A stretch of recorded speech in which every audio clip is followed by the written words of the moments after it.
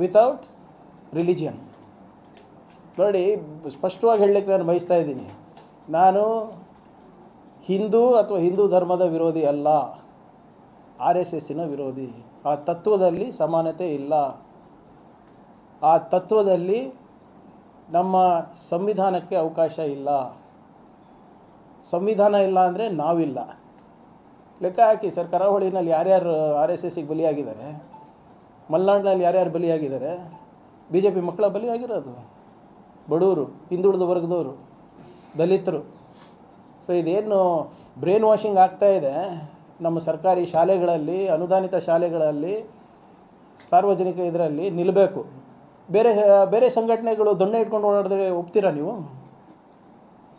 ಬೇರೆ ಸಂಘಟನೆಗಳು ಪಥಸಂಚಲನ ಮಾಡುವಾಗ ದೊಣ್ಣೆ ಇಟ್ಕೊಂಡು ಓಡಾಡಿದ್ರೆ ಒಪ್ತಾರಾ? ಇಲ್ಲ, ಪ್ರಚೋದನೆ ಆಗಿ ಬಿಂಬಿಸ್ತಾರೆ ಎಲ್ಲರೂ.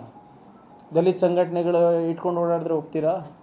ಹಿಂದುಳಿದ ವರ್ಗದ ಸಂಘಟನೆಗಳು ಇಟ್ಕೊಂಡು ಓಡಾಡಿದ್ರೆ ಒಪ್ತೀರಾ? ಇವರೇನ್ರಿ ಸ್ಪೆಷಲ್ಲು? ಏನಕ್ಕೆ? ಆದ್ದರಿಂದನೇ ಏನಿದ್ರೂ ಒಂದು ನಾನು ಹೇಳ್ದಂಗೆ, if they are an NGO, please show me a registered copy. Simple as that. ಇವ್ರದ how are they getting funded?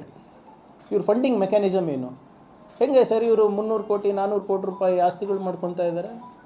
ಡೆಲ್ಲಿನಲ್ಲಿ ಅಷ್ಟು ದೊಡ್ಡ ಬಿಲ್ಡಿಂಗ್ ಕಟ್ಟ ಸಾಮರ್ಥ್ಯ ಎಲ್ಲಿಂದ ಬಂತು ಸರ್? ಆರ್ಥಿಕ ನೆರವು ಎಲ್ಲಿಂದ ಬಂತು ಅವರಿಗೆ?